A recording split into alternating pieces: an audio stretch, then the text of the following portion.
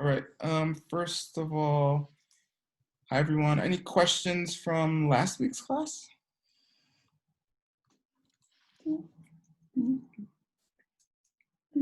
It's crazy. It's working. Yes. Oh yes. How about stories then? Come on, David. Story time. Give us something. Well, I have let's see, Wednesday. I had this group of friends that we've been like trying to plan a lunch for like, because New York we can eat outside now. Yeah. For like a couple months, and everyone's kind of like always flaking out, and it was like 50-50 chance of rain and all this stuff, and I was like, okay, I'm gonna see if I can make it work. Make it happen. So all this stuff, like I was just trying to like just do the thing where you're like essentially in a bubble and like connected to the earth and the sky. And Yeah. I was walking, I had gotten a haircut, and I had like 2 hours to kill between the haircut and the lunch. Yeah. And everyone's like, yeah, like kind of delayed whether they were confirmed or not. Mm-hmm. So I was walking and my phone died, and then I was like, okay, I'm just gonna follow whatever intuition until I'll do this thing, and then follow intuition until the meeting, the time of the meeting. And I just got like kind of dragged around, had to go to this corner, had to go to this bank, had to like try to plug in my phone, but it was gonna be broken. And then I got to like the place where I could plug in my phone, and I closed my eyes and it was still only 50%. And then I like visualized like my friends hugging, and me and my friends hugging. Mm-hmm. And then literally out the window, two of them walked up the street at that moment. Nice. Yeah, that's pretty wild. Perfect. Yay. Yeah. Do you want to hear one of my stories? This one's a good one. Sure. Yeah, last time I was in Brooklyn, actually, I was staying at a friend's house. My friend Haylin, and I was like, I want to go to my yoga teacher's class, Sri Dharma Mitra, and I was like, okay. And another friend was like, we should go to the class, we should meet, blah blah. But it was a little hazy, and I was like, all right. So I like dipped out of the house, and I was going towards the ACE train, right, Vic? Like on a Washington and what's that stop? Washington and Clinton, Washington. Which one? You should have gone to the 2345, but that's okay. 234? Really? No, Clinton, Washington. So Clinton, Washington. I was definitely going to Clinton, Washington. So I was trying to get to Clinton, Washington, and I took a wrong turn, and I was like, darn. And then I had just gotten this new phone, and it was like cold in Brooklyn, and I pulled my phone out, and it just died. I was like, what? Did my phone just die? And I was using for directions. I was like, all right, I'm on my own. But I was late, and so I just started like kind of jogging, and then I asked somebody on the street. I'm like, well, where's the subway? Where's the metro? And they're like, no, I speak English. And I was like, habla español? They're like, sí. I was like, ¿dónde está el metro? They're like, allá. And I was just like, okay, I'm going to class. I'm making a class, just like, boom, like, And I just started kind of like booking it. And then I'm at the Brooklyn Museum. Yeah. So I went the wrong direction. I was like, I didn't even know the Brooklyn Museum was this close to my friend's house. And I was like, and this is not the way, but then you can get on the B train there, right?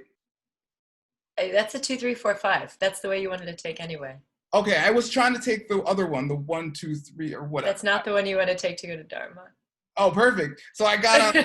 Yeah. So I took the wrong turn and went the right way and asked the Puerto Rican guy, and he told me where to go. And then, and I'm like waiting for the train. I'm like, it's like gonna be right on time, And then the train pulls up. I get on the car. My friend's on the car waiting for me. Like, but I didn't even know. I didn't know what train he was going. It was Teddy. It was Teddy. Yeah, and he was right there. I was like, "Yo!" He was like, "Yo!" It was too much. And then we went to class together. It was amazing. So, yes, Stay focused. Don't give up. Cool. I got a million stories like that. All right. So let's start. So actually, I said I was going to do contracts today. I think we'll do it next week. I actually want to teach you about a little more in depth about karmic seeds, how emptiness works, and how to create whatever you want using karmic seeds, and how an upward cycle happens in your life and how a downward cycle happens. Downward cycle is easy. If you don't do anything, it's gonna be a downward cycle, okay? Upward cycle takes some effort. It's like going to the gym as opposed to being out of shape. If you just sit there, no matter what, pretty much you're gonna be out of shape eventually, or die. I mean, whatever happens first, right? And then, but if you, it takes some effort to like get in shape usually. Okay, so here we go. I need a prop. 1 second. I need a prop. Hold on.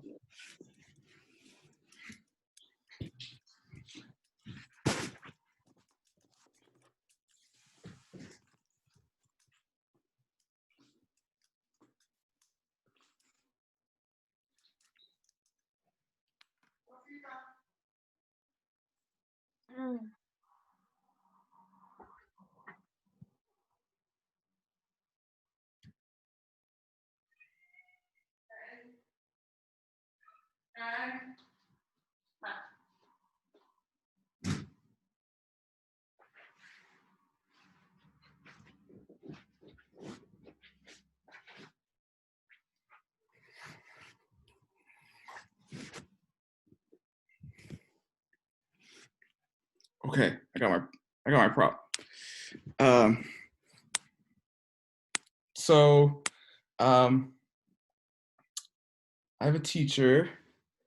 His name is Geshe Michael Roach. He's like a pretty famous Buddhist teacher. And so a lot of this is from his teachings, and then, which is actually from the Buddhist teachings. But you know, he's put it in an easily accessible way, and I'm gonna use that method to teach you all about these things, and then you know, with my spin on it and probably some of my bad jokes, which I know you really enjoy. Okay, so just Vic, can you be my victim? Yes, please. Okay, here you go. So I'm gonna ask you questions, you answer them plainly. You ready? See, Okay. Victoria, what is this? that is a pen. Okay, good. Yeah, it's one of those clicky ones by, I think it's by Bic of all people. Papermate? Okay, it's not by Bic. Papermate. Okay, so this is a pen, right? Okay, if we have a couple dogs in this house. If one of them came in here, say it was a puppy, you know, puppy's a little more excitable, and I wave this in front of their face, what would they do with this object? Make it a toy. And they chew on it. Yeah. So what is this to the dog? Chew toy. Okay. So here's a question. Then which one is it really? A pen or a chew toy? Yeah. It's both. Depends who's Both. asking. Okay, but then what does it being one or the other depend on? The mind of the being that looks at the pen. Okay, the perceiver, right? Correct. Okay, perfect. So then if I put this down on my computer, okay, and left the room and brought the dog with me that was playing with it, what would this object be when I left the room? And we all left the room. If no one was there to look at it, what would it be then? Matter. Say again? Matter. Matter, yes. What would we perceive this as when we weren't perceiving it? A pen or nothing. Right. You can't say, right? This Right. the answer is kind of like this. Well, if I'm not perceiving it, I am perceiving it, right? Okay. Uh, so say the puppy got loose and ran on my hands and ran back in the room. What would it be as soon as the puppy entered the room? Chew toy. Yeah, and then I ran to get it so it didn't like pee on something, right? What would it be when I entered the room? Pen. Perfect. Okay. So so then what is this thing? No. So which way is this thing's quality for penness coming from? Is it coming this like this way or this way? It's coming at it from me Right. and At it dog. from you. Yeah. And dog same, right? Mm. From dog at it. Okay. Okay. So the idea is that there's no object that is not like that. Correct? I mean, you're always entering rooms and there's stuff there and it's coming, Yeah. your perspective is coming at it from you, right? Mm. Okay, Yeah. cool. So the question then, the crucial question and the question of your whole life is what makes the things around you appear the way that they appear to you, right? Mm. I mean, what makes, I don't know, whoever's the last person you broke up with, right? What makes them awesome in the beginning and not so awesome in the end, right? My delusion. Well, clearly. Uh, but really, it's we say that there's actually every time you snap your fingers, there's about, or exactly according to Buddhist books, 65 distinct frames of reality coming from you and placing themselves on the objects around you. And those distinct images, which also make smells, taste, touch, and what you hear, comes from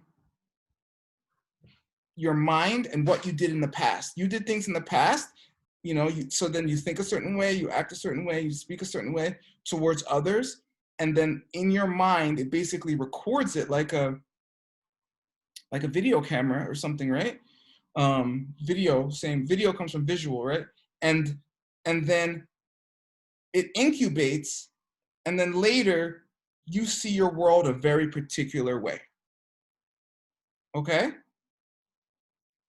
So the idea is that if you were able to see yourself acting, as including thinking, see yourself acting, thinking, speaking in very specific ways, the images which were cast out, right, like projected, if you would, by your mind, would change to fit those very specific ways. Okay? Okay.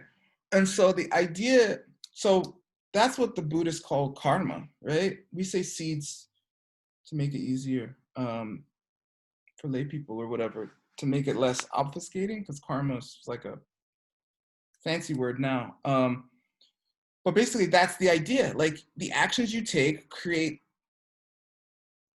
a very distinct image in your mind, which then gets put out on the world. And we see it all the time. Like, I mean, look at politics right now. I mean, regardless of your opinion, I'm not going to go political. Like, like 43% of the country loves Donald Trump or something, or approves of him, right? And the other, I don't know, 50 something percent, some are undecided, right? Is like, are you crazy? This dude's insane. It's going to be the end of the world. And other people are like, I like this guy. He's going to make America great again. Come on, let's get behind him. Or like fanatic about it, will like die for it, And so you can't say that the pen or Donald Trump or your last partner has any nature other than the one that you give it, them, he, she, right? Because if you say that, then first of all, everyone would see that person, place, or thing, event in the same exact way. They would have to. If they had some nature in them, like this, if this, and people believe that, and that's why they argue about politics. Donald Trump is obviously a nitwit. You can't see that, blah, blah, blah. And you're like, no, actually, I like his policies. His tax cut benefited me wonderfully. Not me, actually. I'm not rich enough, but somebody else, right? They're like, no, actually, it's working out for me, and so on, right? And so it's not just that things in life are some kind of like matter of opinion, although they are opinion, but our opinions, as well as how we see things, including, the sky and our body and our own minds, are, people often say, like, kind of in a new age way, like, oh, they're reflections. And that kind of works. We're saying something even more radical, that besides what you are putting out there in the world, that there's nothing there to see. And maybe that gets a little disconcerting. You're like, oh my God, there's nothing out there. Head for the hills. Okay, I'm like, first of all, there are no hills. Second of all, this is the thing that makes things work. So it's not as though because things are an illusion of some sort that they don't work. They're an illusion of the type of, you can get your heart broken by it. They're an illusion of the type where you could get your leg broken by it. They're an illusion of the type where you can die. Like, all those things are still real. It's just the nature of the reality of them is not what you thought they were. Okay, you thought they had some nature of their own, and because of that, you got mad at them, or you thought the way to deal with them or take care of things was to lie to them or to hurt them, right? Because all those things require that. By the way, this is the essence of all of Buddhism, okay? This is 2,500 years, and like, I mean, I'll do the whole thing in 2 hours, but this is the whole thing, really, really. If you get this one thing, I mean, you don't necessarily have to open a Buddhist book.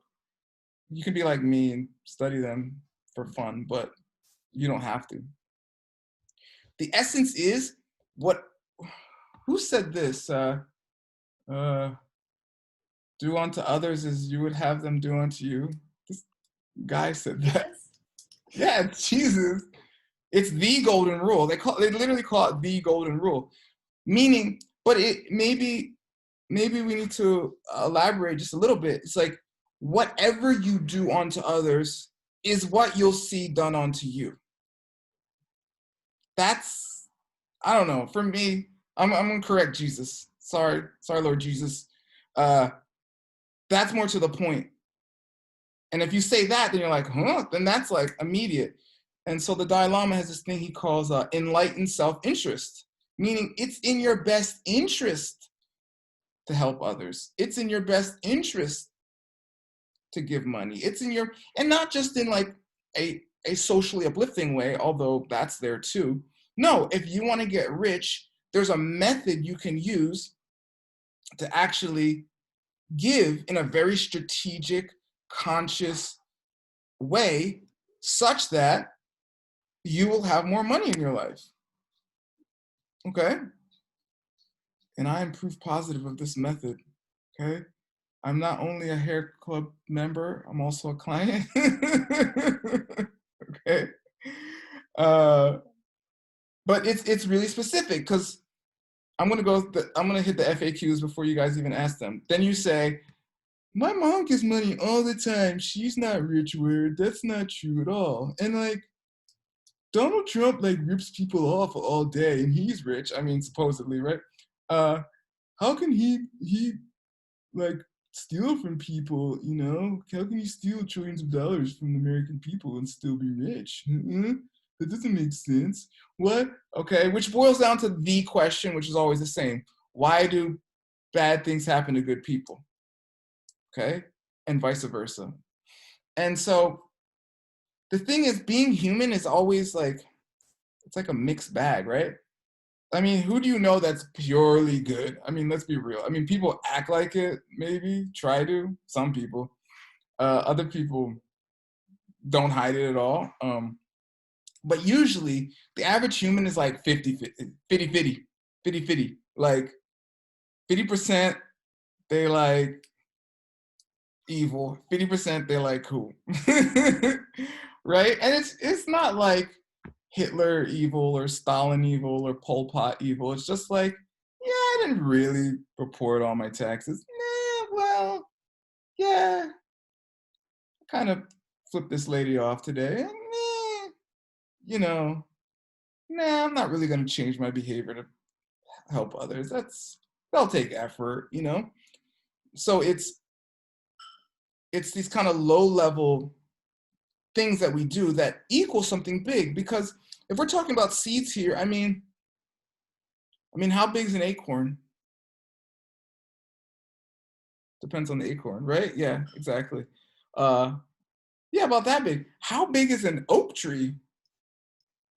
I mean, a fully mature. I mean, I'm from Bucks County, Pennsylvania, and there's some oak trees there that have been there like since like Columbus came, you know, and they're huge, right? I mean, I don't know exactly how old they are, but they're hundreds and hundreds and hundreds of years old, right? And weigh like I don't know how many tons. And so it's possible. Big. My dad always said, you know, how do you say it? Big things start little. You know, it's just distinctly Jamaican way to say something, but yeah, it's, and I'm talking about the level of thought. I mean, how big is a thought? I mean, it has to exist on some level. You experience it, right?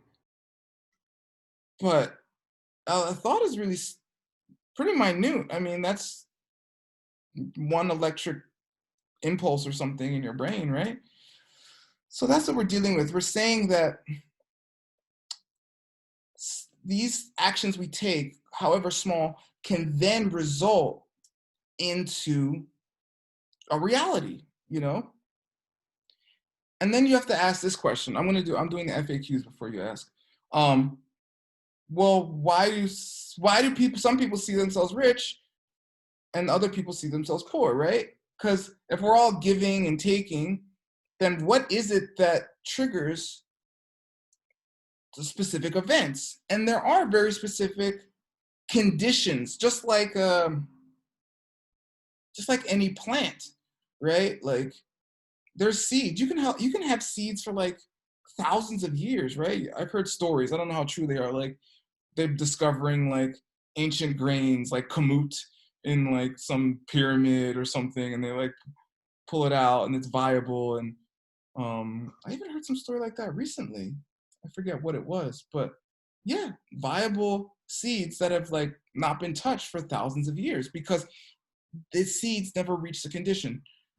Jesus said that one too. He said, if you scatter seeds upon the ground, you know, some will be eaten up by crows or by birds. Other will be, you can scatter on the hard soil and blah, blah, blah. And some you will put into the fertile soil and they will germinate, right? And so it's the same thing here.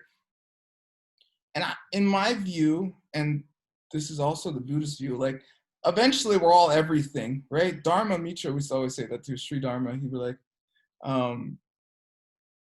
so it's just over time, and it's just in this particular instant, it's just like those, what is it called? Stop action? What is that camera when you take photos? Miko, what are they called?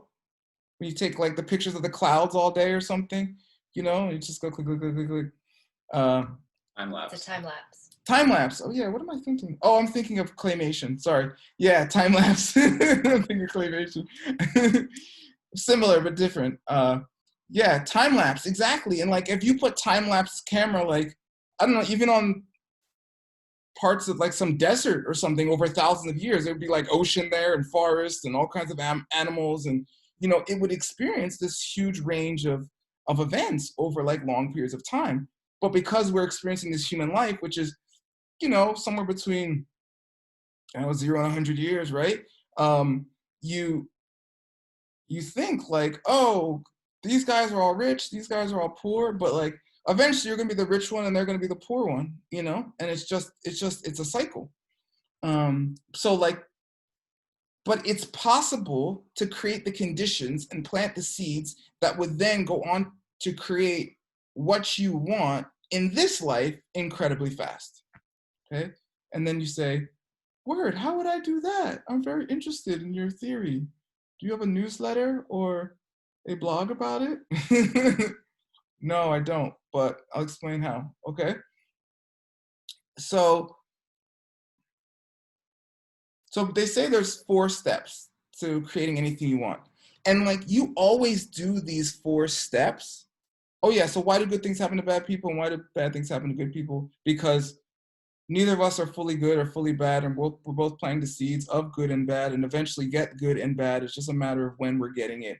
And it might happen over thousands of years in various lifetimes as opposed to in one lifetime. And so you think good things are happening to bad people and bad things are happening to good people when we all get the results of what we did.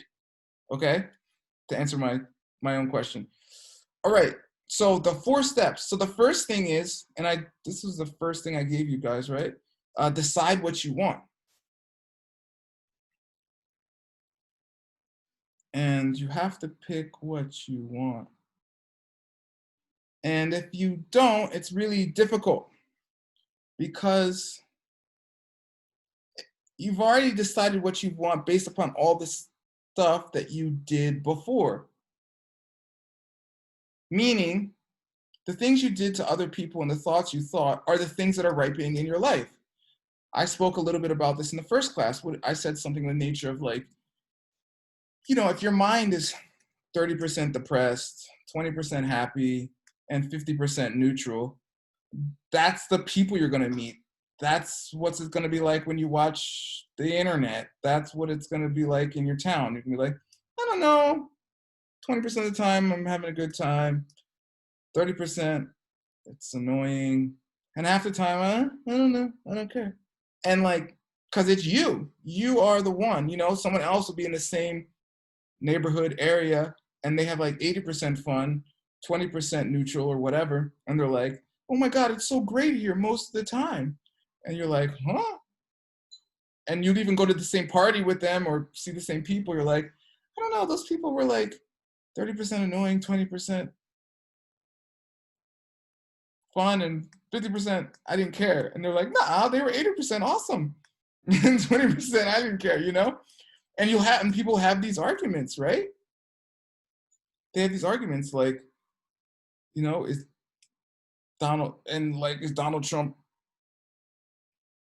what's your opinion on him? Oh, he's this or that. But your opinion on these people, on these things, is only a direct reflection of your own mind. And your mind is created by the things you do and the actions you take. And so step 1 is you're constantly doing, but a lot of it you're doing subconsciously. I've talked to people and I've counseled them to get what they want.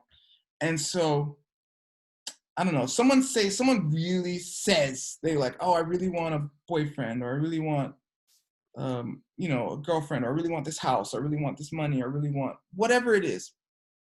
And like, so the first week or so, you're like, okay, you want those things? I'm like, well, how long have you wanted this? And they're like, I don't know, 2 years. And I'm like, okay, 2 years, that's a good amount of time. Because it's not like there's not girls or boys around, like that could happen. For instance, if it's like a partner or whatever they want. And then if it goes on for a while, it is a truism that on some level, they do not want that thing. Okay? And every time. I've tested this so many times, and people will deny it up and down. And eventually I get them to break. I'm like, really? And I just go in and I'm like, well, this and that. And what about this? And like, what do you, and they're like, okay, I don't really want a partner. It sounds like too much work, blah, blah, blah, blah, blah. I'm like, yeah, I know.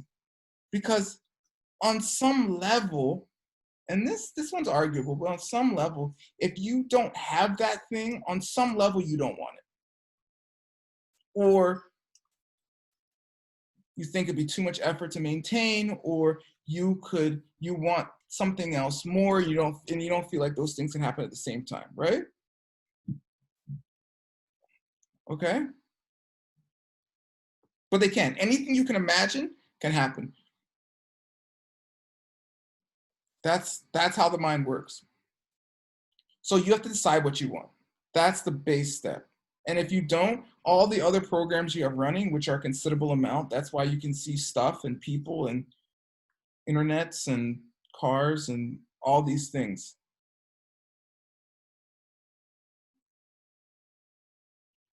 Oh, Audrey asked a very germane question. Go ahead, Audrey, let's hear it. I'm curious if that includes our own, deep-seated worthiness, thinking that we are not worthy of grasping it or attaining it in some way. Okay, wait, what? I love your question, but what includes that? What do you mean? Oh, like you're going back to people not really deep-seated wanting things to happen. Yeah. So it's at some level, maybe might be like an unworthiness where they think that they're unworthy of having it, and that's why they're not really allowing it to happen within their life. If that's connected together. Yes, huge. That is a huge thing. That's a huge thing. They don't want it, or they don't think that they deserve it. Yeah. That there's a spectrum of yeah, I don't want it, or you're like, yo, I want it. So, but see, like, not thinking you deserve it is kind of another aspect of not really wanting it, right? Because I'm going to tell you something which is very interesting. Our minds are so powerful that we have so much power, we can create a world where we have the power to create ourselves not having power. Yeah, and once you realize that, you're like, oh, wait, what? No,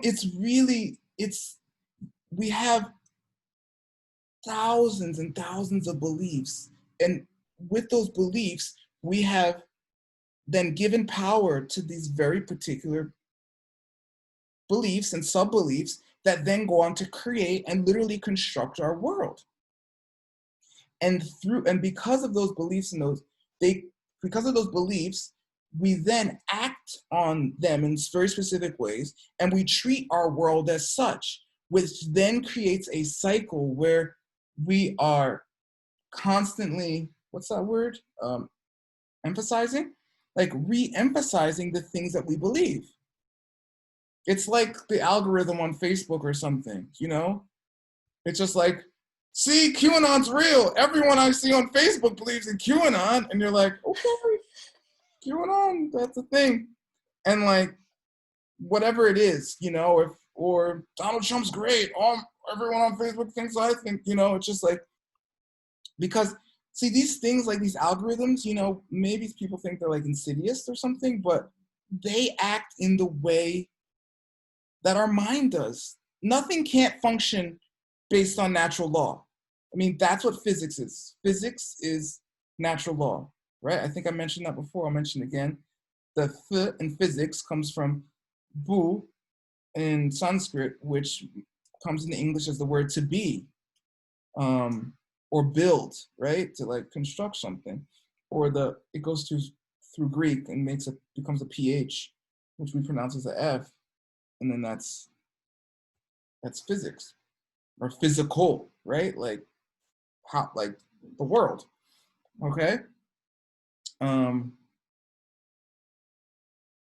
Yeah, so we're literally constructing our own world. But if we do that with the belief that we're not constructing our own world, then we're put in this catch-22 position. And they say they say that it should be impossible to get out of that. Because if you don't believe you're creating everything, and it's based on cause and effect, like the belief that you believe, the idea that you're not creating a world comes from a previous idea that you're not creating a world, right? Creating your world. So therefore, how could you ever break out of that cycle if you've only ever thought that? You know, and that's a whole argument. That takes a little more time, but they say that karma, the seeds to hear someone tell you that in fact you're creating your world, should be impossible and is like some miracle. So welcome to the miracle. Okay, so step 1 is deciding what you want. Step 2 is making a plan, basically to get that, but specifically to get that for somebody else. So my teacher calls this like the Starbucks for something like that, the 4 steps. And it's kind of a joke, but it refers to taking someone out to Starbucks and basically like getting them what they want. So Vic is like, "Word, I want my dream job." I'm like, "All right, Vic, let's meet up at Starbucks, I guess outside, right, nowadays, or whatever cafe's the thing in Brooklyn. And I'm gonna sit there and help you hash it out, you know, figure out some options. Basically, watch myself taking the steps to help somebody get what they want. And the very same thing that I want, you know. And the way I do it is, you know, I don't necessarily pick people that want the same exact thing, which if you can find people like that, and I've done that, it's great. I just find people that have a dream, and I'm like, okay, well, what's your dream? I will help your dream come true, and therefore my dreams will come true as a result. Because the more I help people do these things, the more in my mind, all of a sudden it becomes clear the ways that I'm stopping myself, thwarting myself, the ways in which the refinement gets deeper and deeper when I explain it and talk about it. And it's not just because I'm thinking about it, because that would be self-existent. That would be the things out there. No, it's that all of a sudden, because of the seeds I'm planting by helping people, by making a free energy work class where I teach people how to consciously create their whole entire existence, I all of a sudden I'm like, oh, that's how I'm not consciously creating my existence. That's how I'm unconsciously creating it. Or why don't I just do this? Like this weekend, I'm like, wait a second, why would I not just do the thing that's awesome?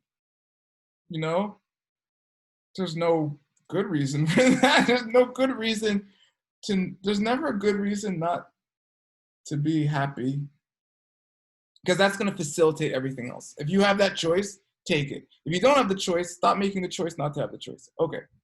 So step 2 is make a plan. And step 3 is to, enact that plan, to like call Bethany up and like, Bethany, okay, wait, what job do you want? All right, well, that kind of job, it's going to be this, that, let's hash it out. Call me again next week. We're going to work it out. Okay. And eventually Bethany calls you like, I got a job. I'm like, yes. And if you do this kind of thing consistently. True story, by the way. Yeah, true story. Real people. And if you do this consistently, first of all, you get better at it, you get more refined. And you can tell when people have like very specific blocks, like maybe deep down they don't really want it, or they're just scared of it, they're scared of success, or they don't think they deserve it. so on and so forth. Or they have some like other ideas running like around what they're allowed to do, what they have permission to do, what they should do, and so on and so forth. Yes. And so, yeah, and so the things will start to roll and it will happen for you. And so then the fourth step is rejoice. So it's really called the aftermath, and it means this. You do a deed, you think of a deed you want to do, or something you want in this case. You think about a plan, and I don't know why, the ancient books, they always talk about murder. And maybe because it's clear. And it's funny because this all works exactly like the court system works, right? Like, I'll ask Bethany. Bethany knows about courts and stuff. Bethany. Yes, sir. If I kill somebody on purpose, premeditated, is it a different charge if I do it on accident? Yes. First degree versus, I don't know, like manslaughter. Yeah, exactly. That's exactly how this karma works. Like, if I intentionally help you get your dream job, it's gonna be more powerful, right? Hence a longer sentence, right? Than if I just happen to like introduce you to someone. They're like, oh my God, they were the DA and now I'm a prosecutor. You're like, oh, I didn't even know. Oops. Okay, that's cool, right? And so the more consciously you carry out each one of these steps, and then afterwards, okay, here's another thing, Bethany. Bethany's my lawyer right now. How about afterwards? If I kill someone and I'm super guilty about it, even if it was premeditated, or if I kill someone, I'm like, yeah, they deserved it, mother, blah, blah, blah. Is the judge going to see that differently or sentence that differently? Remorse definitely reduces the sentence potentially. No remorse can exacerbate one. Exactly, right? And it's going to depend on your judge and everything, but that's the idea. Like, if you're like, oh my God, I killed somebody, and the judge can see that in your eyes. You're like, all right, well, it was going to be 20 to 25, but now it's going to be 18, with chance of parole after 5 or whatever, right? And that's literally how it works. Like, so the fourth step is what you think about afterwards. If you do like a good thing for somebody, you teach this energy work class, and then afterwards you're like, oh my God, that was awesome. Who would do that? I mean, it's free and everything. This is great. Then that's gonna create this storm in your mind, right? That really nurtures the seed. And especially if you do it before bed at night. Because, I don't know if you've noticed this. I noticed it when I was a little kid. I don't know, how old was I? I think I was 10. So 10-ish. And I have this brother, Bethany knows him. And we go to bed at night because we shared a room until I was like 15 or something. And he like passes out. I mean, in seconds. I would get so mad. I'm like, because I would just be sitting there thinking, and not super long, like less than half an hour, between like 5 minutes and like, 20 minutes or something. But he'd be out. I'd be like, yo, he'd be like, I'm like, what? How do you do that? But there's that period at night that's really powerful, before you go to bed where you're thinking. You usually think about your day, or you think about the next day. I never did my homework growing up. So I would always think like, oh my God, how am I going to get out of this one? I got to try to pass this test, and I didn't do any homework. I got to figure it out on the bus.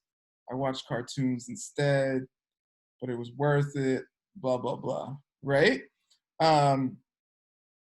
That period of time is extremely powerful, because how people usually use that time is they worry about things, right? Everything comes up.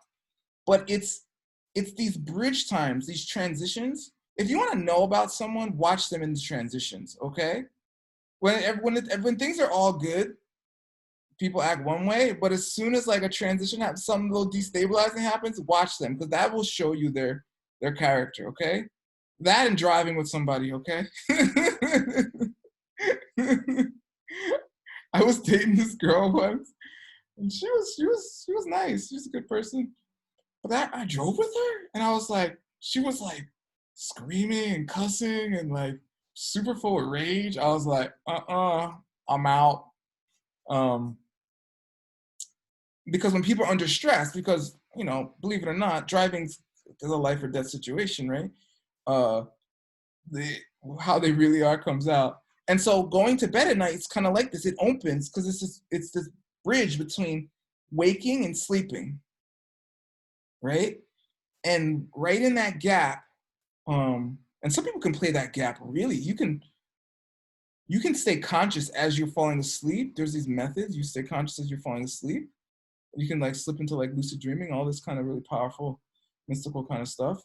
But basically, being really mindful, and in those moments be like, oh my God, I taught an energy work class and I loved it.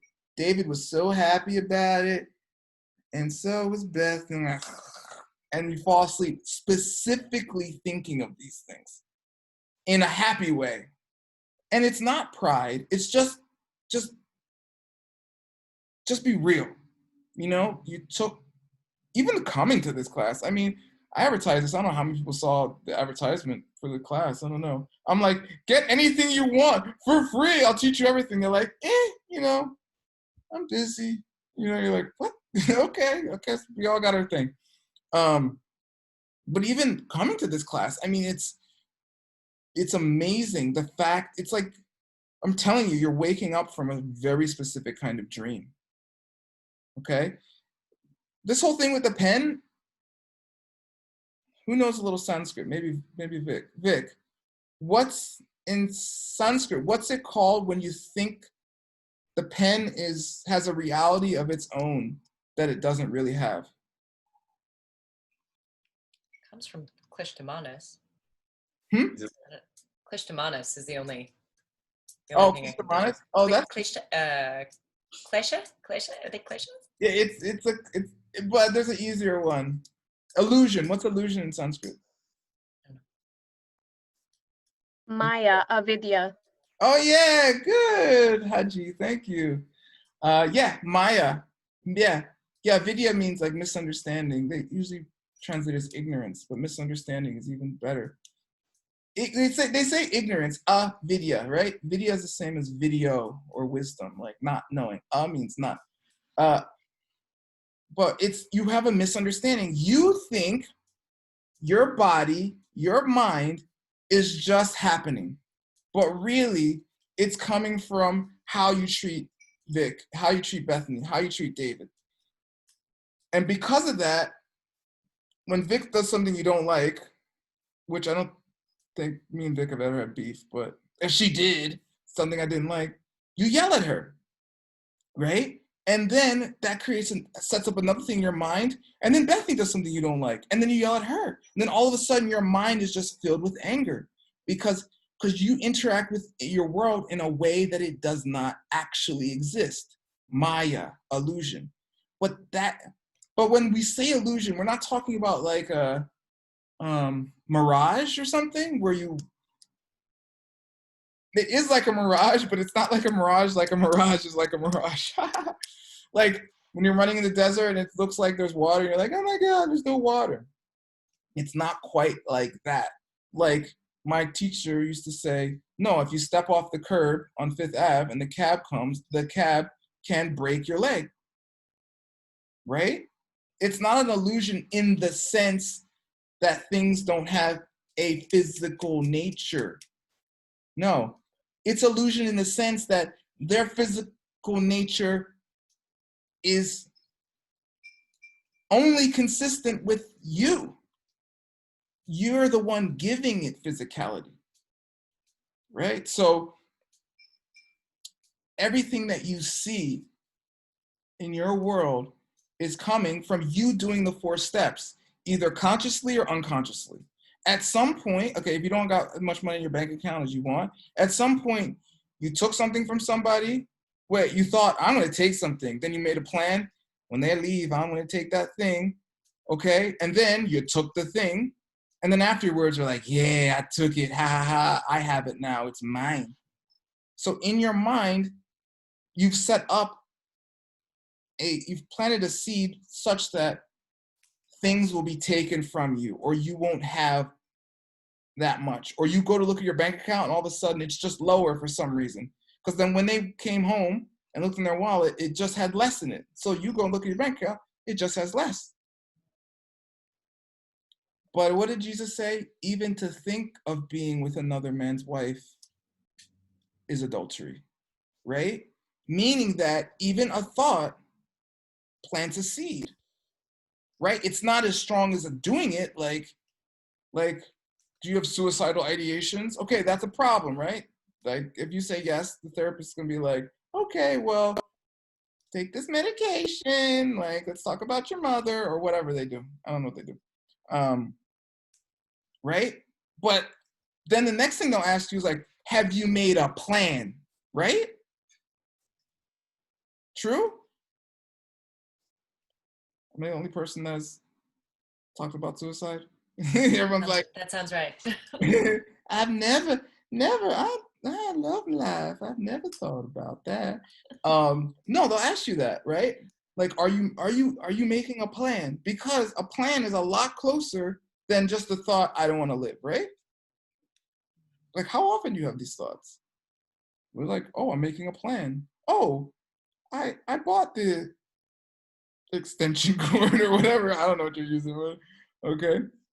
You know, I'm now driving to the George Washington Bridge or Golden Gate. I think Golden Gate, a lot of people jump off that one, for instance. Okay. So it all operates the same way based upon these 4 steps, whether you're doing consciously or unconsciously. Okay? So the homework for that would be to find somebody to help, to get the thing you want. And it doesn't have to be a big way. I mean, I don't know, half our states are shut down or whatever. Maybe you can't even go to Starbucks. I don't know. Apparently, if you're in Brooklyn, you can go hang out with David and his friends at the coffee shop. But you can just set up a Zoom call and be like, you know, either sharing some of the things I've been teaching or other things you know, or just listening to them. That's a big way. All right? So decide what you want, find somebody who wants it, help them get it, and then afterwards, be super happy that you did it for them. And reverse, so apparently, you know, I speak Tibetan now, not fluently, but enough. And my teacher told me long ago that there's no Tibetan word for guilt. Which for like Judeo-Christian, that's like, wait, what? Like, guilt's the backbone of our society. I mean, literally, right? Bethany, when you go to court, they don't say, did you do it or didn't you do it? What do they ask you? Guilty or not? Yeah, guilty or not guilty. I'm like, wait, can I be not guilty and still have done it? And can I be guilty and not have, you know what I'm saying? Like, why is guilt the demarcator for having done a deed or not? I mean, that's pretty deep, right, for our culture. So apparently Tibetans don't even have a word for guilt. And the closest thing, which I don't even know the word, I should really find it out at this point, is they have intelligent regret. And there's a story about it. It goes like this, okay? 3 guys walk into a bar. Okay, it's one of those old Western saloons, okay? They're all dusty and, you know, sweaty. It's hot. It's somewhere in, I don't know, Texas, I guess. That's where Westerns happen, right? Or Arizona. So they walk in there, you know, spurs jingling and all that. And they go to the barkeep and they're like, you know, give us the strongest stuff you got, you know? And they're like, okay, so the three line up and the bartender pours them a drink. And the first guy's like, and downs it. And the second guy's like, downs it. And the third guy downs his. And so and then all of a sudden the first guy's like, starts shaking and foaming at the mouth. He's like, oh! And then he keels over and dies. And everyone's like, oh my God, what happened? And the second guy's like, oh, what? Huh? And then he keels over and dies. And the bartender's like looking at the bottle like, And so in that moment, the feeling the third guy has is called intelligent regret. Like, what did I just do? I would rather not have done the thing that is literally going to literally poison me. Right? And so, that's the idea that if you do an act, and you can feel it. I mean, I can feel it. I don't know. Maybe you can't. But I can feel like if you do something even a little off, say something that's a little weird, I really try to catch myself. Like I'm writing a text and I start to feel this like buzz. And I'm like, wait a second, I'm going into some zone that ain't right, And then I just like erase and like start over. And I just keep doing that until it just no, like there's none of that energy, right? And you can call it your conscience or whatever, but there's a feeling you can get that things are off. And I recommend tuning into that. And I also posit that if you follow that feeling correctly, if you stay, because what did Jesus say? Follow the straight and narrow. Okay, I got the Jesus quotes today. He's a pretty wise man, and like that path, you can feel it. You start to go a little to the left, and all of a sudden you're like or a little to the right, you're like And sometimes people call it like the razor's edge. And the more you tune into basically your heart, or like your heart, or even maybe your gut, feeling, you'll know. You're like, even if it's not the thing, it works both ways. You're gonna want to do something, and your body's gonna be like, no, do not go there. And the opposite is gonna happen. You're like, oh my God, this is gonna be annoying, but like, nah, yeah, but you gotta do it. So there's like kind of an overriding feeling, and there's like a sensation that happens. And I try to use it as best I can. Even if my mind, which is like very active, is like, well, I'm like, nah, buddy, like you're done. Like heart said no, okay? But that's the feeling. You'll regret it. But in an intelligent way. Like, I don't want to be the one that's about to keel over and have a seizure and foam at the mouth and die, right? If you can avoid it, I mean, most people, unless you have a death wish, which that's a whole other talk. We could do a whole 2 hours on that one. Okay, so that's intelligent regret. So for all the bad stuff you've done, if you know this now, you can think, wow, if my world's coming from me and it's coming from all the stuff that I did to others or saw myself doing, including the thoughts I had, then all the times I did things that I wouldn't want to experience myself, like Jesus said, do unto others as you would want done unto you, then therefore I should regret intelligently, not guilt, all the things that I did that aren't in alignment with the things that I actually want in my life. Correct? Okay, that's a straight logic, okay? And I think that, that is Christianity. But I don't know what happened in the last 2020 years, but it seems to have strayed from that. I mean, that's my perspective, right? Maybe your church is different than the one I went to. But that's why Jesus said, turn the other cheek. That's that whole thing. Okay, all right, I'm going to test you. Audrey, you ready?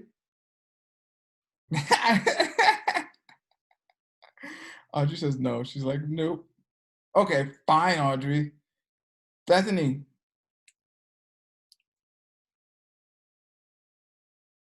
Yes.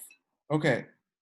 Okay, so based on what I just said for the last hour-ish, why would somebody punch you?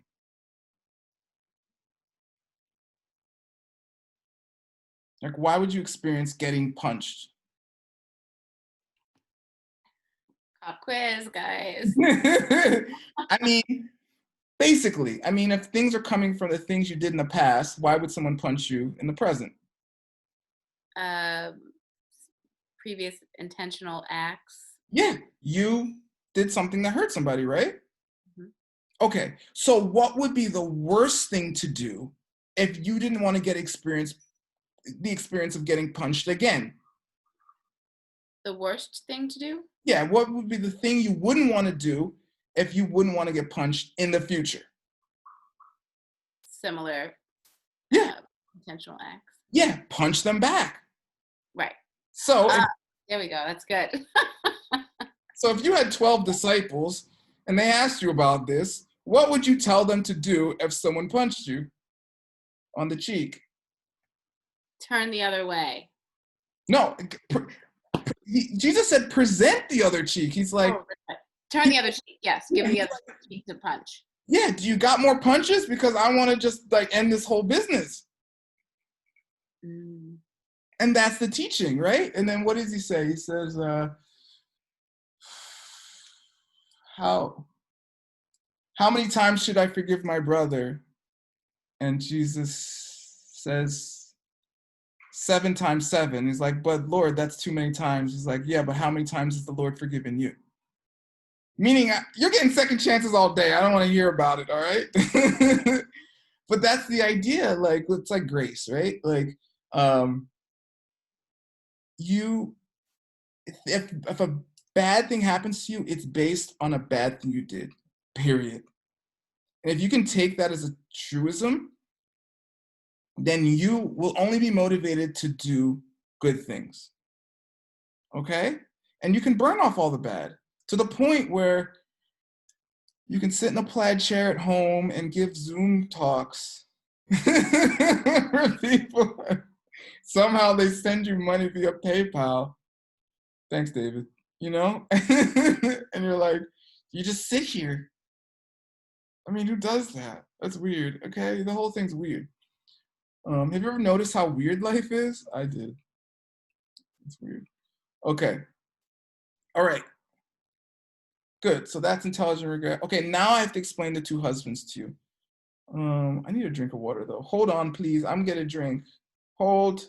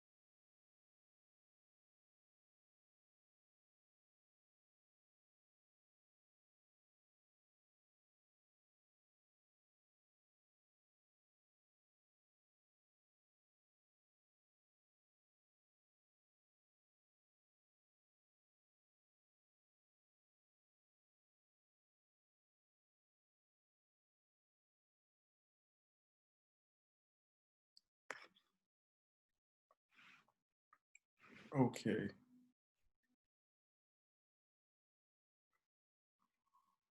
Cool. All right. Okay, I'm gonna keep going here. What was I talking about? What's the last thing I said? Two husbands. Oh yeah, ready for that? Okay. Okay. So here we go. Okay, there's a woman. She's a working woman. She's got kids, and she's an executive, and she's domestic. She raises kids, and she does things around the house. You know, she's a very busy person. So one day she gets a call from her boss, and her boss says, "Hey, we need you to be in the office tomorrow morning early. Can you do it? We got a big meeting with the buyer, you know, and we need you to be here to help us." And so she's like, "Yeah, I can be there." So she talks to her kids. She's like, "Listen, mommy's got to be out here at exactly 7 o'clock tomorrow. So I want you to be ready, clothes on, at the door, like 6:59. Can you do that for me?" And they're like, "Yes, mommy." So like, "Okay, see you in the morning." So she's getting all ready, you know, putting her power suit on, everything. And she goes to their room to grab them because it's like, 5 minutes to 7. She's like, "All right, let's go." She bangs on the door. She hears giggling. She opens the door. They're in their pajamas, laughing and playing. And she's like, "What are you doing?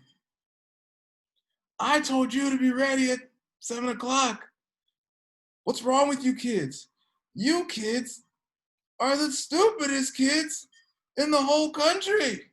And they're like, "Mommy, they have a little breakdown. They're like, she's like, "Get ready. I gotta be out of here in 5 minutes." And they're like, "Eh." So, she gets them all ready, all fast, makes her meeting on time, has a hard day at work. And then after, did I forget part? Maybe. And then after work, she goes out to do the shopping, She's like, "I'm gonna make dinner when I get home." So she comes home and she's at the door, and just as she comes in the door, her husband is there, and he starts screaming at her. He's like, "What's wrong with you? Where have you been? It's late. I'm hungry. Where's my food?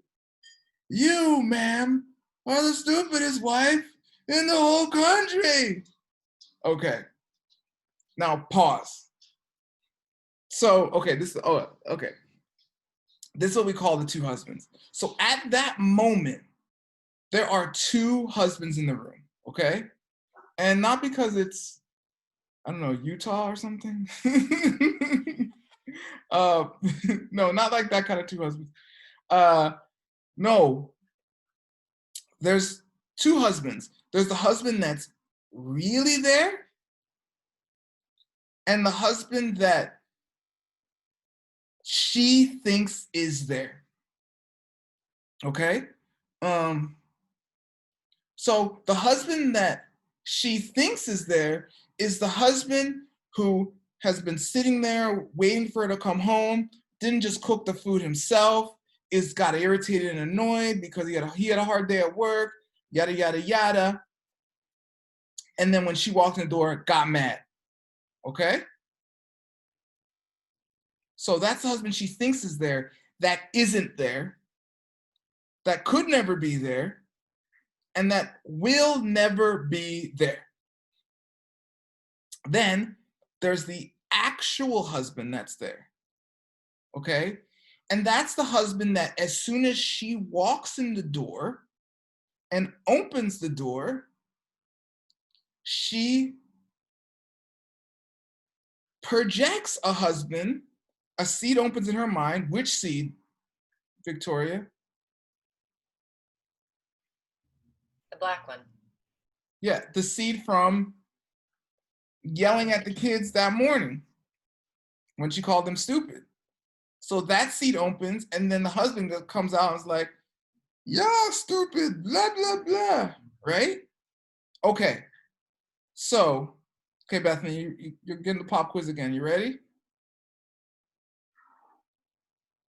So what's the worst thing she could do at that point when after the husband yelled at her? Based on this theory. The worst thing she could have done would be to yell back. Yay! Get a prize. you got test anxiety? Come on. Always to this day. But here's the question. Here is the question. What is the natural reaction of any human, regular person, whatever, untrained, in that situation?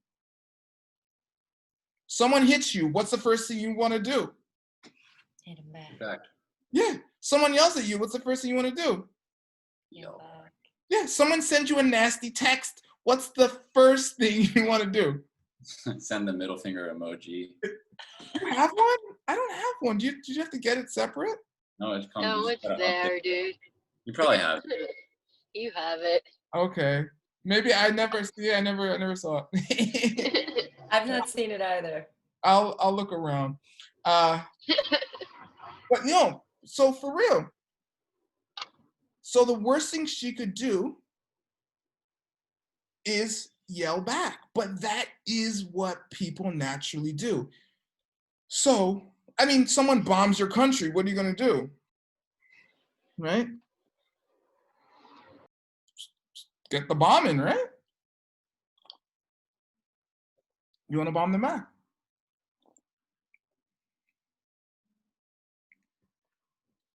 And that cycle where something negative happens to us because we did something negative in the past, of which we're unaware of.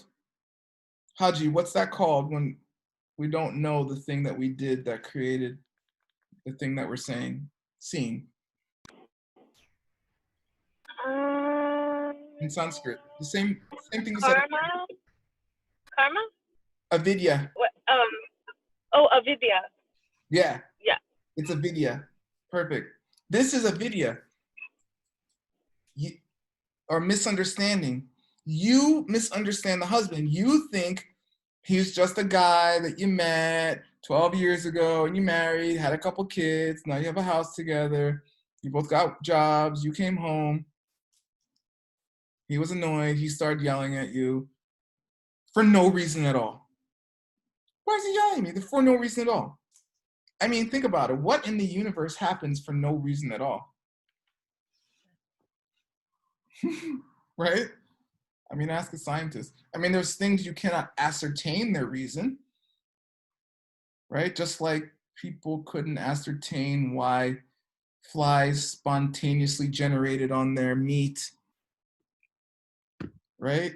About 300 years ago, right? And what did Louis Pasteur say?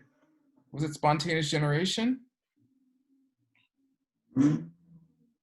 No, it's right. Why did the maggots appear on the meat? Because the maggots are the larval stage of the flies, that the microscopic eggs that the flies planted, right? Meaning just because you don't know what the cause is doesn't mean there isn't a cause. Correct? I mean, if there's no cause, there's no reason to do anything, okay? Because in the sense that you could never create anything. You could never do anything. Because if there's no cause, there could be no effect. And if there's no effect, there can be no happening. And if there's no happening, there's no existence. If there's no existence, there's no you. And maybe that's fine, I don't know. But that's not what's going on in my world. So there's got to be causes based on that logic, okay? All right. So in that moment, she has a decision to make. But she went to my teacher's talk. And so she's like, wait a second. This is like the pen. It has no nature of its own, coming from its own side, except the one I give it. And therefore, its only nature is what I did either that morning or last week or even a longer time ago than that. And therefore, the worst thing I could do is respond in kind, right? Respond in the same way, which would then go on to create exactly what I don't want. And remember, seeds incubate. Like the seed for her to start hearing yelling was predicated on the conditions of coming home, the husband, and so on and so forth.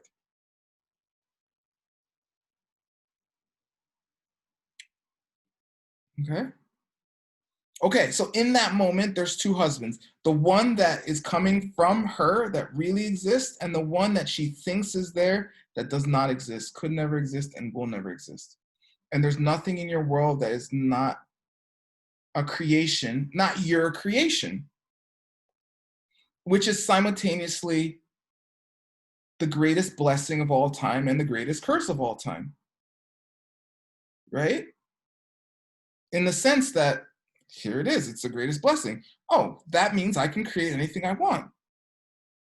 And there it is, the greatest curse. That means I can create anything I want, meaning like it takes effort. And this is what happens to people's lives. If you don't take conscious, what's that guy's name? He wrote this book, Think and Grow Rich. What's his name? Napoleon Hill. Yeah, Napoleon Hill. Thank you, bro. I really appreciate that. Yeah, Napoleon Hill. He's great. He like interviewed all these like super mega wealthy people at the time. This is like turn of the 20th century kind of, and like kind of like JP Morgan and Rockefeller and what's the other guy? The steel guy. Carnegie, Andrew Carnegie, guys like that. And he started to understand, he's like, wait, it's like about how these guys think more than anything, right? And he talked about things being magnetized to you, which kind of came to like law of attraction later or something like that. But it's the same thing. Like, if you don't take place, co-create, if you don't co-create, if you don't actively create your world, you're just on a raft, like going down the Mississippi or something, right? And wherever the breeze blows you, or the current takes you, is where you go. And eventually you're going to capsize, and that's end of that story. But all those currents, all those waves are based upon the things you did. But if you start to consciously create and consciously regret anything that wasn't what you want to create, in the sense like, well, I don't want that, so I'm sorry about that, then you'll start to create your own flow. And that's when people start to be like in the flow. You walk down the street, and people like hand you money, offer you jobs, like befriend you. I could tell you stories for like days. This is my whole life for the last 19 years. People are like, hey, word, you want this thing? You want that thing? I'm like, okay, why not? And it becomes a flow. And let me give you some advice, okay? Which you might know already. I've kind of said it, but let me see. If you get the red flag that you're going against that flow, do not do it, okay? You will sabotage everything. It will be so much harder. You'll make your life so much worse. And that just comes like from listening, from trusting your own heart. You have to trust, like, your own heart will tell you, like, do not do this thing. You are it doesn't matter how good it seems on paper. If it's a job, if it's a trip, if it's a girlfriend slash boyfriend slash partner, whatever, don't do it. Like, really just listen to your heart. Like, it will tell you exactly what's the next thing. And if you get good at it, you can start going a few steps out.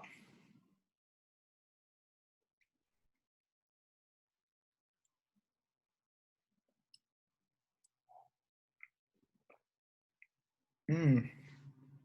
Mm. Okay, so now unfreeze frame. So she's like, he yells and she's like, wait a second, talk, pen, that, him. I yelled at kids. Oh, I see. And he yells and she's like, okay. And he's like, huh? Okay, I'm gonna cook dinner now. First of all, most people, if you don't fight back, they're all of a sudden, unless they're pretty far gone in a way, they don't even, they're like, huh? Oh, okay. And what happens is quickly your world, it shifts really fast. But it's conscious. It's not, you're not a victim, you're not enabling, no, none of that. I do not recommend any kind of enabling or you becoming any kind of victim. This is the opposite. 100% putting you in the driver's seat. Right? You consciously like, I want to create a world where people don't yell at me. Okay, when I first started to get these teachings, like very specifically, I worked at a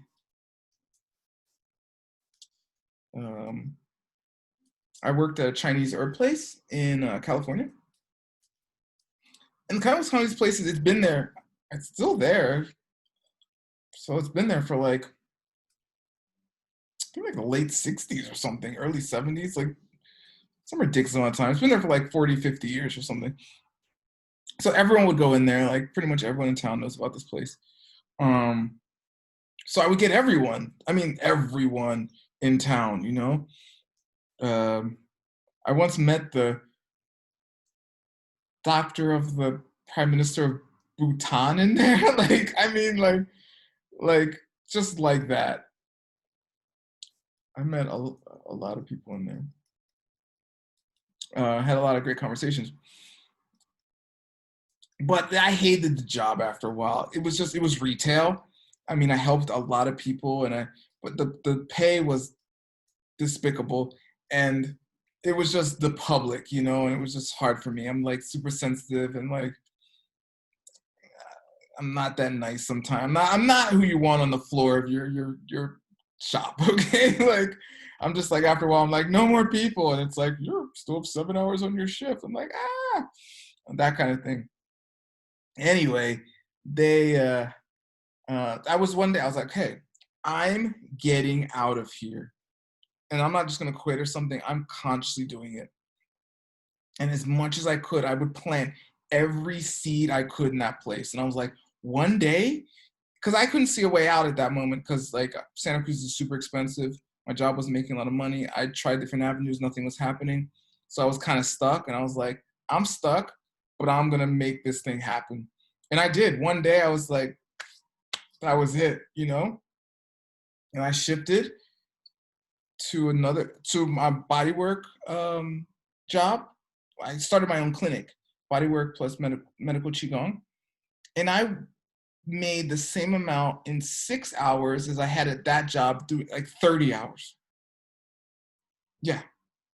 So I had so much time. I would just study, do Qigong and Tai Chi and yoga all day. And it was amazing. You know, and all of a sudden my business was going like this. I was like, plant seeds. And it just like, everything just started to take off.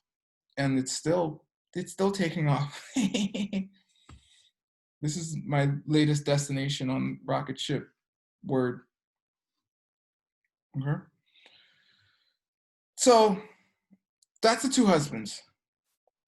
So if we break it down even more, you can say,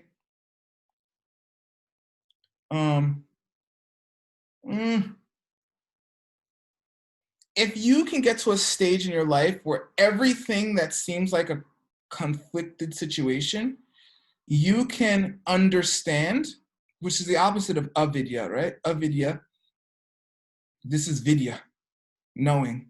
You can understand, oh, everything I see in my world is coming from some action I took, down to how I think, even how I think about myself, like not deserving things. And then you can stop the cycle of any pain, because in that moment, you're no longer in that cycle. You're no longer adding to it by acting on it, by like yelling back or what have you. And you're just in the awareness of understanding.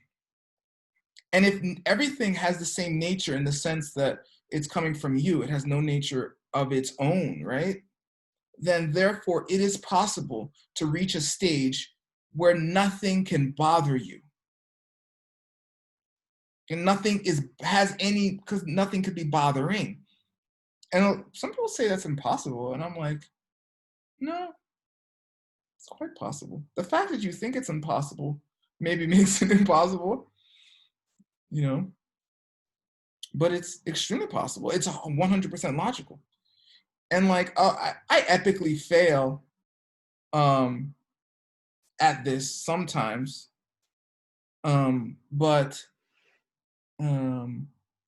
every once in a while I do pretty good. Miko has a question. This is on the FAQs. How is that different from being a ninja? Wait, no. Numb. Numb. It's the exact opposite of numb. Just because something doesn't bother you doesn't mean you're not numb, right? I mean, you can walk into a room and someone walks up to you. You can walk in a room with someone else and someone walks up to you and you just have a pleasant conversation, right? And the other person can be completely annoyed. So why can't you always be in the position of the person who's having a pleasant conversation? You know, that's not numb. That just means you're no longer bothered by anything, because you reached a point in your practice, your practice of understanding, where you realize that all the people in the world that were annoying were only annoying because you were annoying. And you can break the cycle of annoyance by practicing being pleasant consciously. So it's not numbness at all. It's because to say that it's numb, which is a very common question, is to think that there's something coming at you that is bad in the first place, that is not your creation. So there's something that you have to numb in the first place, or that bad feelings are inevitable, which some people think, and you're allowed to think that. I personally don't think that. I don't think anything is inevitable. I think everything has a cause. And so if everything has a cause, it's not that things are inevitable. It's that we have such a wide variety of causes in our mind that the multitude of events that happen is quite various. But if you think about it, it seems various, but how come, you know, some people, like, what's that dude? Jeff Bezos? The other day, I think it was like 3 weeks ago, maybe a month now, he made $13 billion in one day. Okay? I mean, how many times has it happened to you? I mean, if I make $13, I'm like, yeah, I made $13. 130, that's fine too. 1,300, that sounds good. 13,000, that'd be great. But 13 billion? I mean, that's like countries. You know, that's like the GDP of San Marino or something, right? So, so even though it seems like all these different things are happening to you, in a way, the same kind of stuff just keeps happening to you, right? And just the same way, I know I mentioned this before, I'm going to mention it again, in the same exact way, you keep thinking the same stuff. And you have to meditate. You have to have a meditation practice some way. You have to sit, just watch your mind, for 5 minutes a day, you know? Get in the habit of watching your own mind. Because if you don't watch it, you don't know what's in it. And if you don't know what's in it, you don't know why you have the things you do. But if you just take the time to watch it, 5, 10, 15, 20, an hour a day, you'll come to know exactly why you have everything you do based upon this theory. Because I said in the beginning, you will be, you know, if you're an 80% pleasant person, you'll have an 80% pleasant life. There's no separation between your world and the reality which you live. And the thought of any such separation is disempowering. So in that model, responsibility and empowerment are the same thing. But if you just think of if things are just basically a phenomenon, because I talked to somebody, I talked to a friend, and they were like, well, that's really overwhelming. Everything's coming from me. I mean, all the wars, all the plants, all the people, everything. I'm like, yeah, it seems that way. But at no time are you ever experiencing more than one event at the same time. You can never experience more than one thing at the same time. Try it out. You can't focus on more than one thing. You can focus on your room, which seems like a bunch of things, but it's still your room. You can focus on your mind. You can focus on your body. Everything, almost everything, or is it everything? Yeah, everything has parts to it, but to see the parts, you have to stop focusing on the whole thing and then focus on the parts. You can never focus on all the parts of something and the whole thing simultaneously. By the way, you could also never focus on every part of something at the same time. Watch. You think you're focused on your body. Watch. Focus on your body right now. To do so, your mind's jumping around. It's saying front of body, back of body, left part, right part, top, bottom, so on and so forth.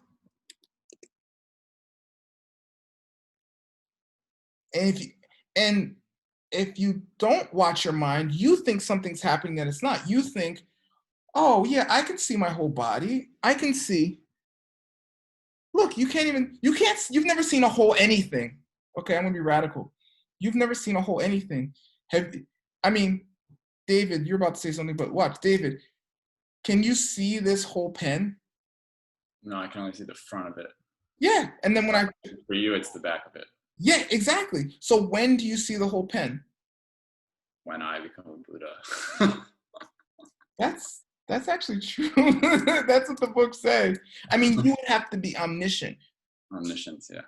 Right? Because even if you said, I saw the whole pen, could you ever see the whole pen throughout time? Right. Because if you see a picture of you in the 3rd grade, you're not like, who's that? You're like, that's me. Right? And if that's you, then that means your past is you as much as the present is you, correct? As much as the future is you. Because if the past is you, then, and the past was you to you then the future you, which is you to you now, so means past, present, and future yous are all you. Which means how could you ever see a whole you? Because you can only see the present moment. So you've never seen a whole you, you've never seen a whole object, you've never seen a whole anything. We're like people in those old westerns, and you're walking down the main street, and it looks like there's buildings, but really it's just the front part. You know what I'm talking about? And it's just got the wood in the back. Like there's no backside to our reality, right? There's no backside. And even if you really think about, okay, you want to get really nerdy, nothing could have depth, right? What we call depth is the perception of different distance, right? But different distance is predicated on a comparison between distances, which should be predicated on two things happening simultaneously, which I've already stated could not happen. And you can find that out in your meditation. If you focus on one level of depth, you can't focus on the other level of depth simultaneous to that. What happens is your mind alternates between the levels of depth and then compares them and calls that depth. And it alternates between a series of events that happens over a time period and calls it your life. Or it alternates between a series of things that you've seen and then collected, and then it calls it Brooklyn. But you've never seen all of Brooklyn. Or you couldn't, unless, as David stated, you are a Buddha or, some kind of omniscient being.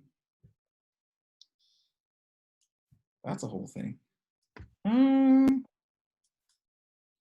Any questions? I have some questions. Yay! What's your question, David? I have a few questions. So, okay. One of that goes back to like what Audrey was saying. Like, if for me the hardest thing to figure out is actually what I want. Yeah.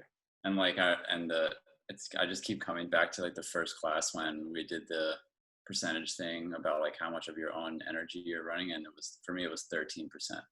Yeah. And I've been like looking around my house and I'm like, oh wow, basically like everything in my house is something that like someone gave me, or like like I don't really have stuff that's mine. Only very recently did I start to like actively try to accumulate my own things. And so like I wrote it down. Well, I guess like figuring out how to figure out what you want, and then doing that specifically when what you've thought you wanted has been kind of energetically dictated to you by other people who may not want you to have everything that you could possibly have. Yeah, that's a great question. And that's one that comes up with people sometimes. And it's an interesting karmic cake, right? So you just lay out the karmas, right? So which are the phenomenon. So the phenomenon one, you can't decide what you want, right? Phenomenon two, other people have dictated to you what you want, right? Phenomenon three, other people don't want you to have what you want, right? That's what you just said, correct?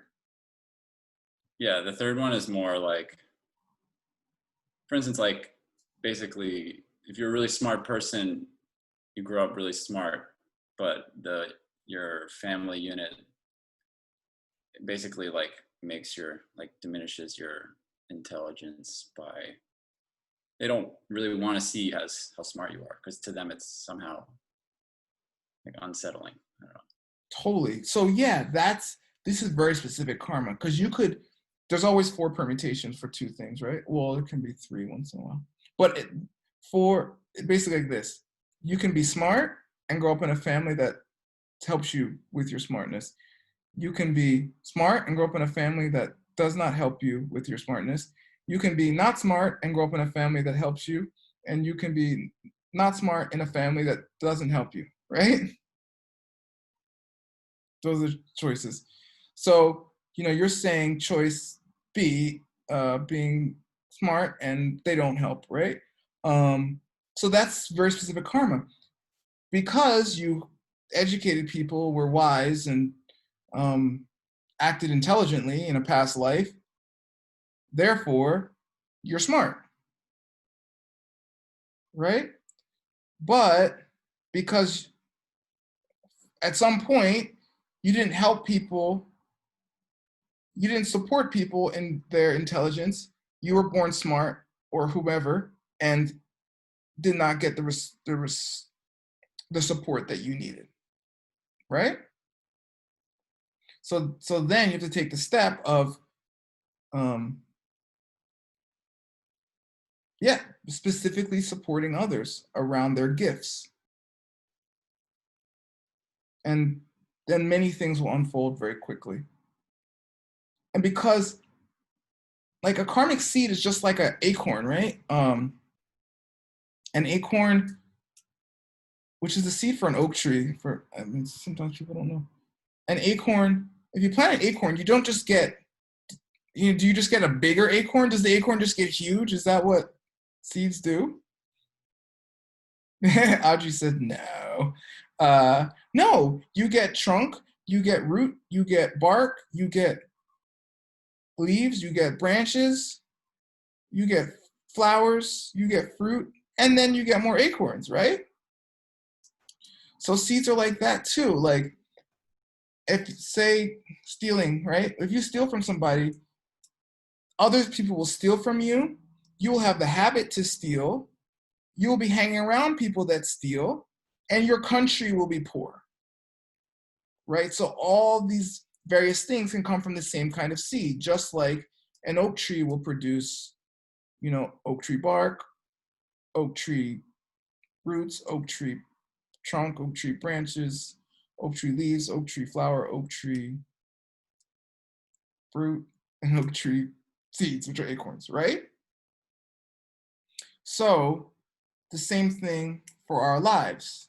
And that's why sometimes karmas can seem difficult to understand. You're like, well, what you have to kind of like in your mind or in your heart be like, well, what's the kind of result of this? Like, if I hurt people, it's not just I'm going to be hurt. It's just like my life will be shortened. I'll grow up in a country where medicine isn't available or the food won't be as nourishing. And there's countries like that. I've traveled enough. My family's Jamaican. Jamaica is a pretty poor country, and it's hard to find even the food that grows on the island. Okay. Which is weird, right? Or it's really hard to get medical care or good medical care in certain instances. And that's a whole thing. So anyway, so I would say whatever it is, if you're looking for more support around intelligence or what have you, you would do that very specific thing for somebody else. And there's so many people that want their gifts nurtured and they don't get nurtured, especially with our kind of school system. I mean, maybe if you grow up in Finland or something, you're good. But our school system is like designed for like factory workers from like the 1890s or something, like sit in rows, 40 hours a week, don't say much, churn out the same assignments, regurgitate, go home, get married, have kids, die.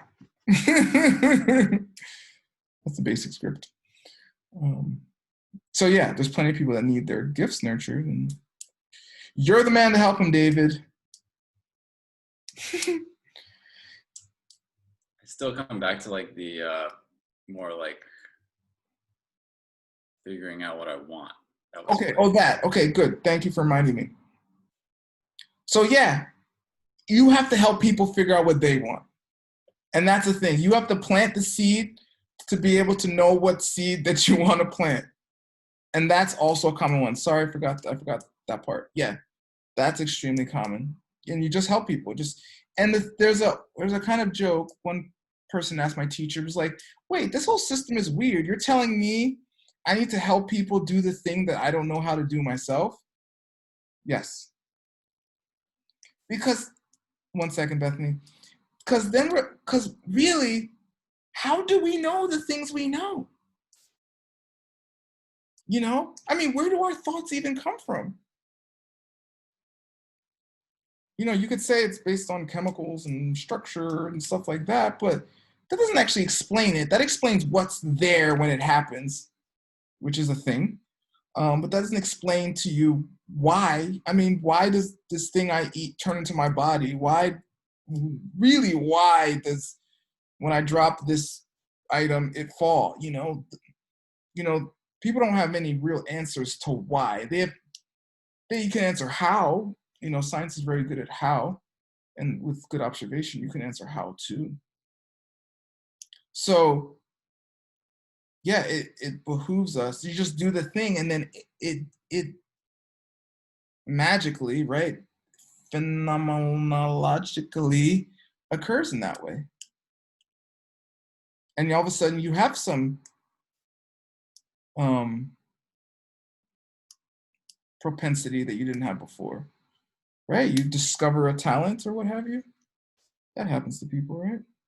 Or then all of a sudden it just pops in your head. I know exactly what I want. I've known all along. I want to dance. Not really. That's the guy from Dazed and Confused. Does that help you, David? Okay. Yeah. Bethany, what was your question? Okay. So I think I struggle with the concept of like selflessness and doing things not to receive something in return. And a part of this concept feels very much like I have my self-interest and like some self-gratification in the intent to do good to someone else so that I could now have a great life. So I'm just kind of like battling with those sort of theories. Not battling, but I'm just curious to know what you think about that. Yeah, this is on the FAQs. People ask this one all the time. So all good. Well, first of all, if you watch really close, you always have your self-interest in mind. Everyone does. I mean, for real. I mean, if as an adult you haven't realized that yet, you're in denial to some degree. Like, we always have our self-interest in mind. I mean, think about your partner. Maybe your last partner is better. Like, it just reaches a point where you're like, this isn't worth it anymore. You know what I mean? Like, I don't feel like dealing with this. Because it just tilts. It just tilts enough to like, this is not what I want to do with my life, right? And like the thing that keeps you from not doing it is because it does not fulfill your self-interest.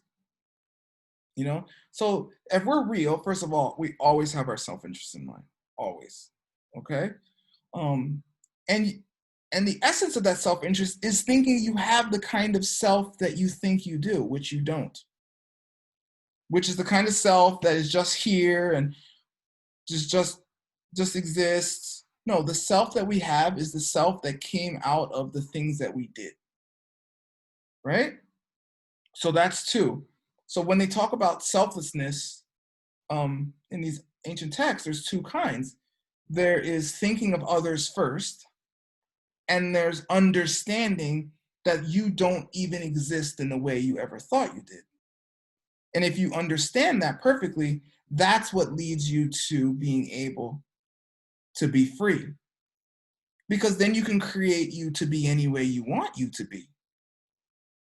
Because if you're just you being you because that's just how things are, then you can't actually consciously create yourself, which is an obstacle people run into all the time. No, I can't do that. I've never done that.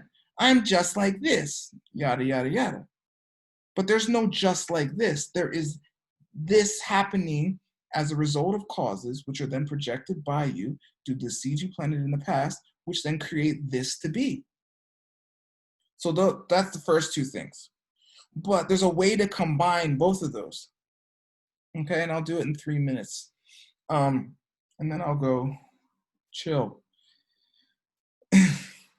Basically, it's like this. If you don't, okay, the death rate amongst humans is 100%. If you don't figure this thing out, what I'm telling you, or something of the like, you will lose everything. And everyone you've ever known will lose everything, which you can be fine with. You can be like, well, that's how life is. Okay, that's how you see life, okay? Right? That being said, you have to figure out a way. If some dude that you don't even know puts this thing on Instagram, like, hey, figure out how your whole world works and consciously create it for free, and you decide to go on that class, right? In your mind, you can be like, yo, once I get this thing down, I'm going to teach my brother how to do it. I'm going to teach my mom how to do it.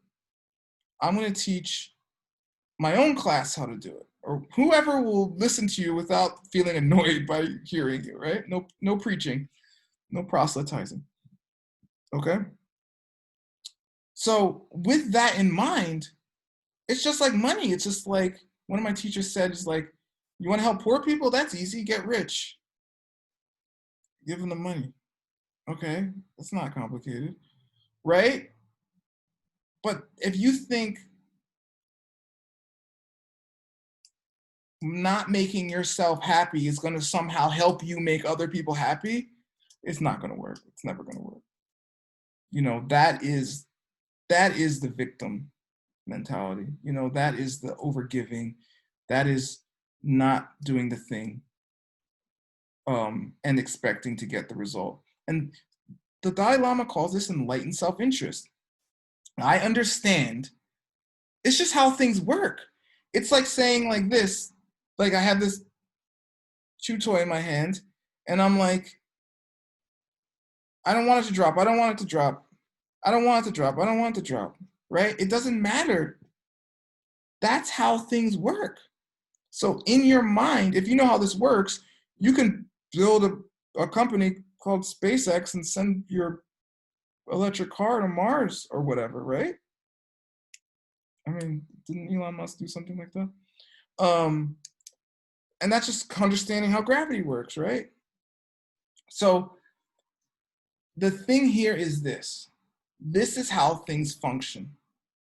And if in your heart you want nothing more than to create a world that is beautiful and teach people how to do that yourself for themselves, that is the most selfless thing you could ever do. Because otherwise, the death rate will remain 100%. And everything in between for many people is horrible. You know, we have very blessed lives in the West, in the United States. Seems to be kind of running out, but for the meantime, you know, there's places on earth that are miserable. There's people right now enslaved, sex slaves, horrible diseases, stuck in horrible places, horrible relationships, disgusting conditions, starving, and it goes on, right? You can help them. But unless they're empowered to realize that they've somehow unconsciously created that situation due to the fact that no one held this thing up in front of their face, then it's impossible, because everything else is just luck. It's just luck, or waiting for the seeds for something bad that is happening to them to just run out, which could take a lifetime, and it could take several lives, which sucks.